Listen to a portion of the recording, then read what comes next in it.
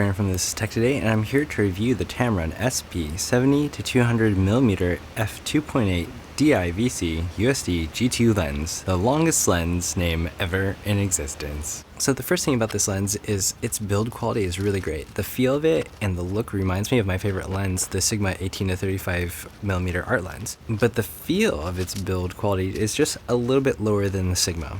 However, it seems they have a lot of protection built into it to protect it from things like dust and other elements. It seems like they designed this for outdoor nature photography, which is really cool. I also really dig the black design. Look at how good that looks. It comes with a lens hood, a nice little drawstring bag, and a detachable tripod mount that is Arca-Swiss compatible. A few notes about the rings on the lens.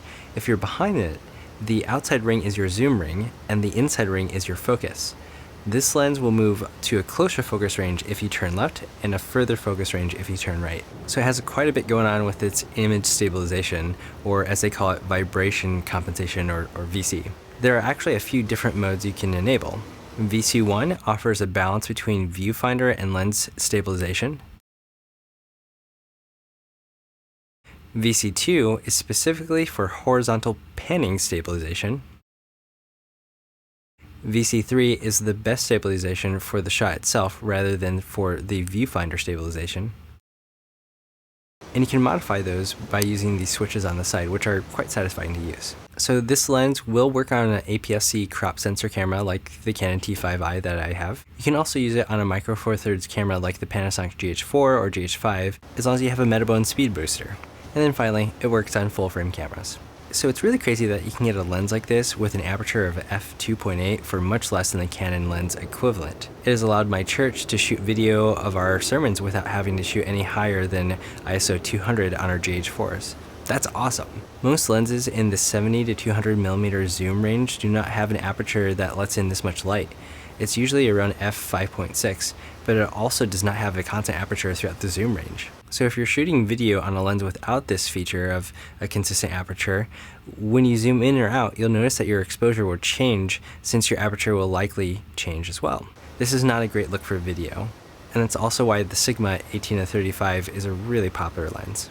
So keep in mind that a consistent aperture throughout the zoom range allows for zooming in without needing to adjust your ISO to compensate for a darker aperture. It is great for photography as it allows you to have a lot of flexibility with zooming in or quick changes without the added variable of needing to fix exposure.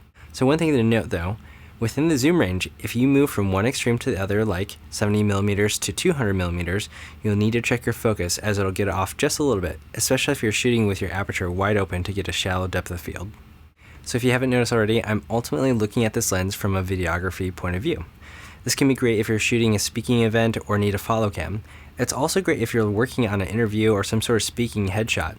An often used method is to have a telephoto lens like this and have the camera far away and zoom in close and get a fantastic bokeh. It can really add a great professional look to your shot.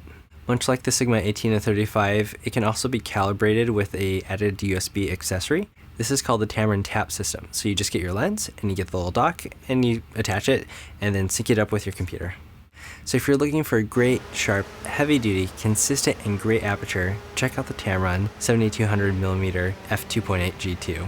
At $1,300, it's a steal. In comparison, the Canon EF 70mm to 200mm f2.8 L lens, the 2 series, the USM one, costs $2,000. You're going to save $700 on this lens. If you want to find out how to get your own Tamron and any of the other items I mentioned here, feel free to check out the links in the description below. And if you have any questions for me, please leave a comment. I always enjoy helping all of you whenever I can. If I don't respond within a few days, leave me a new comment, since I probably missed it. If you enjoyed this video or found it helpful, please give me a thumbs up and subscribe. Thanks once again for watching This Is Tech Today. Until next time.